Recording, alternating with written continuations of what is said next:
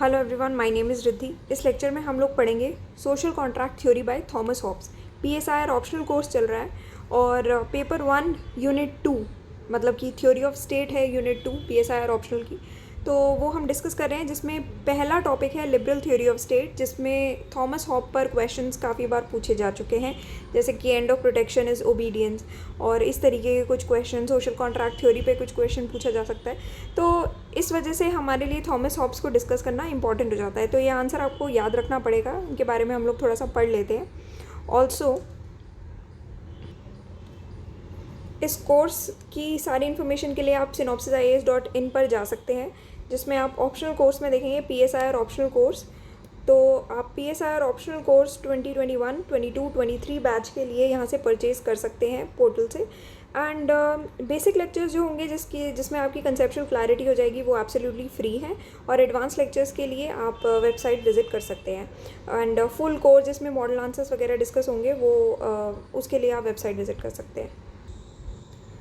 तो Thomas Hobbes जो हैं, बेसिकली अगर मैं आपको शॉर्ट में बताऊँगी उनकी थ्योरी क्या कहती है, तो ये लिबरल स्टेट जो है वो एक ओल्ड कंसेप्ट माना गया है। तो इसका जो एग्जैक्ट एमर्जेंस है एक लिबरल स्टेट का, वो अभी हर किसी को सेटिस्फाई कर नहीं सकता। बहुत सारे स्कॉलर्स ने बहुत सारे ओपिनियंस दिए हैं, ठीक है, बट जो थॉमस हॉब्स हैं उनके कुछ ऐसे वर्क्स हैं, जैसे कि दे ड्यू, उनका वर्क है 1642 का, एंड लिवियाथन 1651 का उनका वर्क है। तो उसमें उन्होंने बहुत सारे स्टेटमेंट्स दिए हैं, बहुत सारे कमेंट्स दिए हैं, जिसके द्वारा हमें पता लगता है कि उस कमेंट से, उस स्टेटमेंट से उन्होंने लिबरल थॉट की फाउंडेशन ले की थी, या लिबरल स्टेट के बारे में उन्होंने बात की थी।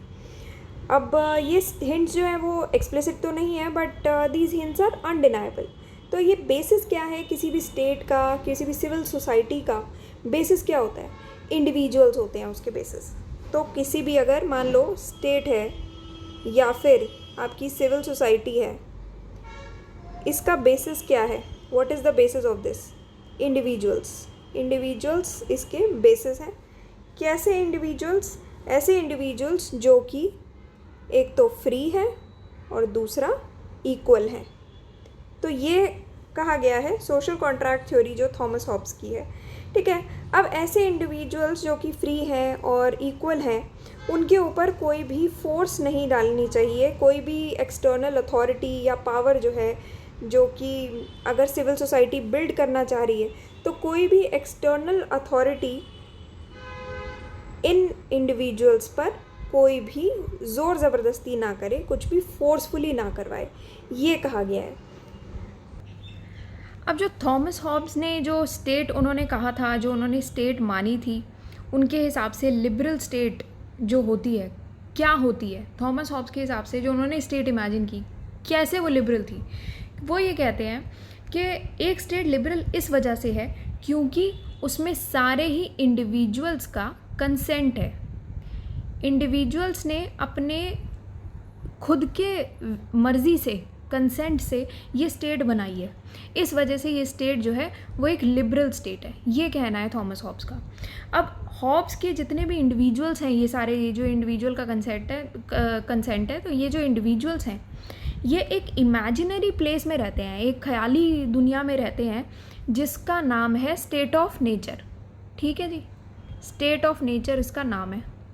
अब ये स्टेट ऑफ नेचर जो है, यहाँ पर है इनसिक्योरिटी है। तो अब इस इनसिक्योरिटी से हटने के लिए, इस इनसिक्योरिटी को दूर करने के लिए इन्होंने एक फाउंडेशन ले किया, जिसको कहा गया स्टेट। इस स्टेट का फाउंडेशन ले हुआ इस इनसिक्योरिटी की वजह से, इस वजह से स्टेट बनी है। तो इसी वजह से हॉब्स ने ये जो स्टेट है उसको कंसीव किया है कि ये स्टेट जो है वो है is based on rules and laws. ठीक है, इस पर बेस्ड है स्टेट। ऑल्दो उनकी हॉब्स की स्टेट जो है वो एक लेजिटिमेट स्टेट है, पर जब भी आजकल की भाषा में जब हम बात करेंगे लिबरल स्टेट की, तो लेजिटिमेशन जो है वो एक मेजर पोर्शन ऑक्यूपाई करेगी हमारे माइंड में। बट हॉब्स के लिए, हॉब्स ने कैसे डिपिक्ट किया था? हॉब्स को बेसिकली एक इलिबरल थिंकर भी कहा जाता है, जिसको एक अथॉरिटेरियन गवर्नमेंट चाहिए थी, ये कहा गया है। तो उन्होंने ये कहा था कि सॉवरेनिटी जो है वो एब्सोल्यूट है। हॉब्स के कहने के हिसाब से सॉवरेनिटी इज़ एब्सोल्यूट, क्योंकि वो कहते हैं कि वो किसी पर्सन को रोक नहीं सकते हैं कि खाना मत खाओ या मेडिसिन मत लो, दवाई मत लो, या फिर कोई भी असॉल्ट हो गया किसी पर्सन पे तो उसके अगेंस्ट एक्शन नहीं लेना चाहिए। तो ये सब चीज़ों से हम रोक नहीं सकते किसी को, इसीलिए हॉब्स जो है वो एक अथॉरिटेरियन गवर्नमेंट की तरफ जाते हैं। तो इसीलिए हॉब्स को एक इलिबरल थिंकर भी माना जाता है, ठीक है। तो ये चीज़ कहा गया है। तो हॉब्स ने बेसिकली एक लिमिटेड स्टेट की बात की, अगर मैं सिंपल लैंग्वेज में बात करूँ, हॉब्स ने एक लिमिटेड स्टेट की बात की थी जो कि एक लिबरल स्टेट भी है। तो उनके जो कंसेप्ट है लिबरल स्टेट या लिबरलिज्म के बारे में, वो ऑब्वियसली काफ़ी डिफरेंट है जो हम आजकल के टाइम में लिबरल स्टेट का कंसेप्ट समझते हैं, उससे काफ़ी अलग है। तो हॉब्स की जो थ्योरी ऑफ सोशल कॉन्ट्रैक्ट है वो पहली बार आई थी लिवियाथन में, जो कि 1651 में पब्लिश हुआ था during the civil war in Britain. अब थॉमस हॉब्स की जो लीगल थ्योरी है it is based on social contract, ठीक है। सोशल कॉन्ट्रैक्ट के बारे में हमने देखा था। अब सोशल कॉन्ट्रैक्ट के बाद अभी हम देखते हैं लीगल थ्योरी पर, जो है वो लीगल थ्योरी सोशल कॉन्ट्रैक्ट पर बेस्ड है। अब ये क्या है? थॉमस हॉब्स के हिसाब से सोशल कॉन्ट्रैक्ट से पहले आदमी जो है वो स्टेट ऑफ नेचर में रहता था। तो आदमी की जो लाइफ थी स्टेट ऑफ नेचर में, वो डर डर के जी रहा था, सेल्फिशनेस की लाइफ थी एक। तो आदमी बहुत ही क्योटिक कंडीशन में फंसा हुआ था, हमेशा उसको डर था कि मेरी लाइफ ना चली जाए, मेरी प्रॉपर्टी ना चली जाए। तो इसलिए स्टेट ऑफ नेचर में जो लाइफ थी वो किस प्रकार की थी? सॉलिटरी थी, पुअर, नेस्टी, ब्रूटिश, शॉर्ट, इस तरीके की लाइफ थी। और मैन की एक नेचुरल डिज़ायर होती है सिक्योरिटी के लिए और ऑर्डर के लिए। तो इस सिक्योरिटी और ऑर्डर के लिए ही, सेल्फ प्रोटेक्शन के लिए, सेल्फ प्रिजर्वेशन के लिए ही, और हमें दुख से, मिजरी से हमें दूर हो जाएं हम, उसके लिए मैन जो है एक कॉन्ट्रैक्ट में एंटर किया। तो ये जो सेल्फ प्रिजर्वेशन, सेल्फ प्रोटेक्शन का जो आइडिया है वो इनहेरेंट है मैन के नेचर में, और उसी को ही अचीव करने के लिए मैन ने अपने सारे राइट्स, अपनी फ्रीडम जो है वो एक अथॉरिटी को सरेंडर कर दी है इस कॉन्ट्रैक्ट के थ्रू, ठीक है। जिसमें ये डिमांड की गई, अथॉरिटी ने ये डिमांड की कि भाई आपको जो है वो हमारी आज्ञा का पालन करना पड़ेगा, ओबीडियंस, ठीक है, ये ओबीडियंट बनना पड़ेगा आपको। तो इसी वजह से, इस कॉन्ट्रैक्ट की वजह से ही ये जो अथॉरिटी थी उसका काम था लोगों की लाइफ और प्रॉपर्टी को प्रोटेक्ट करना और प्रिजर्व करना, जिस वजह से एक इंस्टीट्यूशन की स्थापना की गई, जिस इंस्टीट्यूशन का नाम था रूलर या फिर मोनार्क, जो कि एब्सोल्यूट हेड होगा, ठीक है। तो जितने भी उनके लोग होंगे, जो सब्जेक्ट्स होंगे, उनके कुछ राइट्स नहीं होंगे एब्सोल्यूट अथॉरिटी के अगेंस्ट, मतलब जो एब्सोल्यूट अथॉरिटी ने कह दिया आपको वही मानना पड़ेगा, उसके एब्सोल्यूट अथॉरिटी के अगेंस्ट नहीं जा सकते। क्यों? क्योंकि आपने अपने राइट्स, अपनी फ्रीडम एब्सोल्यूट अथॉरिटी के आगे सरेंडर की है। तो जितना भी आपकी एब्सोल्यूट अथॉरिटी है, सॉवरीन है, उसके अगेंस्ट आप नहीं जा सकते। हर एक सिचुएशन, चाहे कितनी भी बुरी सिचुएशन हो या कितनी भी कैसी भी सिचुएशन हो, हर सिचुएशन में लोगों को, सब्जेक्ट्स को अपने उस रूलर के, अपनी उस अथॉरिटी के, अपने सॉवरीन के राइट्स जो है, उनके ऑर्डर जो है, उनको ओबे करना पड़ेगा, उनको मानना पड़ेगा।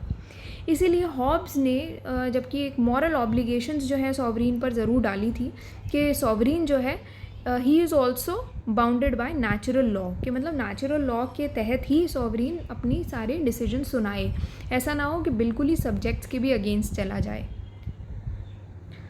अब जो हॉब्स हैं, उस इन सब के द्वारा हम ये कह सकते हैं कि हॉब्स जो है वो एब्सोल्यूटिज़म के सपोर्टर है। हॉब्स के कहने के हिसाब से लॉ जो है वो सॉवरीन जो होंगे, जो भी आपकी अथॉरिटी है, उनके हिसाब से चलेगा, उनके सैंक्शन पर चलेगा। वो कहेंगे लॉ बनना चाहिए तो बनेगा, वो कहेंगे नहीं बनना चाहिए नहीं बनेगा। और जो गवर्नमेंट विदाउट स्वॉर्ड होती है तो वो सिर्फ शब्दों पर चलती है, और शब्दों में इतनी स्ट्रेंथ नहीं होती। तो इसी वजह से गवर्नमेंट जो है, अगर वो बिना किसी हथियार के चल रही है, सिर्फ शब्दों पर ही चल रही है, तो इसका मतलब उस सरकार में थोड़ी स्ट्रेंथ जो है वो कम होगी, वो गवर्नमेंट में कमज़ोर गवर्नमेंट मानी जाती है ये, ठीक है। तो वो ऐसी गवर्नमेंट जो है वो एक मैन को सिक्योर नहीं रख सकती, ये कहा गया है।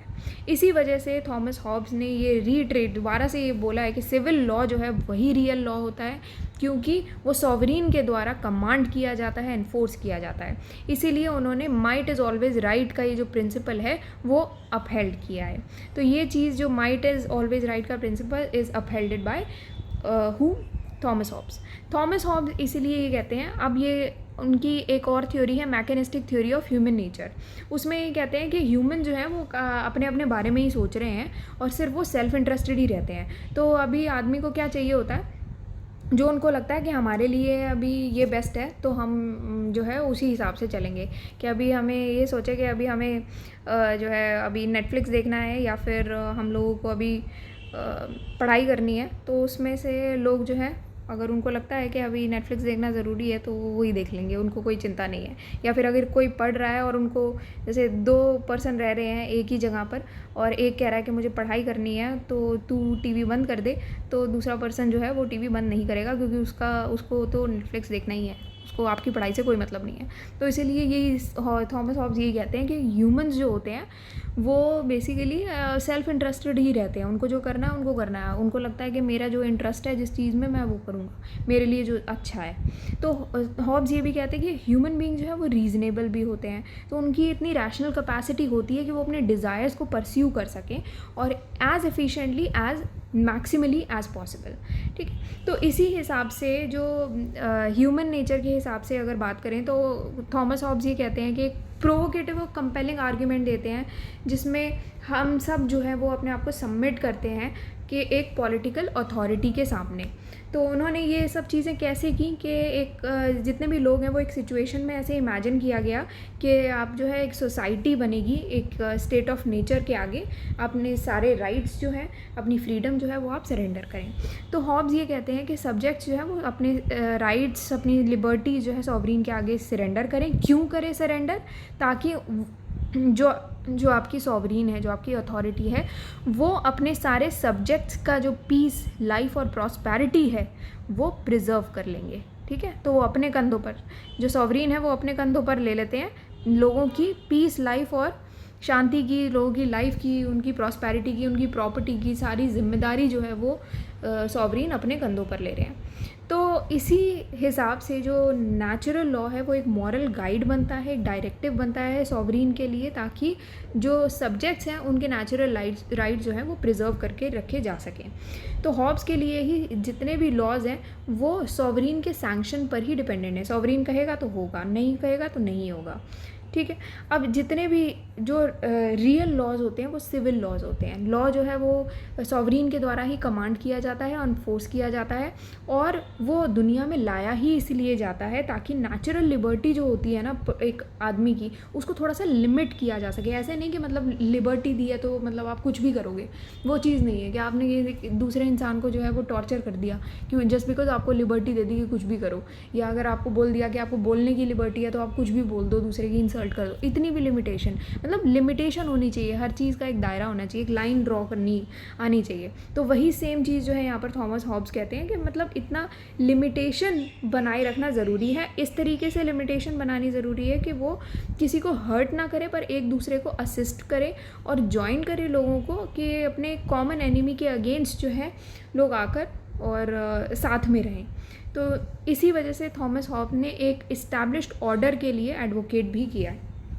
इसी वजह से थॉमस हॉब्स के लिए इंडिविजुअलिज्म, मटेरियलिज्म, यूटिलिटेरियनिज्म एंड एब्सोल्यूशंस जो है वो एक इंटरवोवन सारी थ्योरीज़ हैं थॉमस हॉब्स के हिसाब से।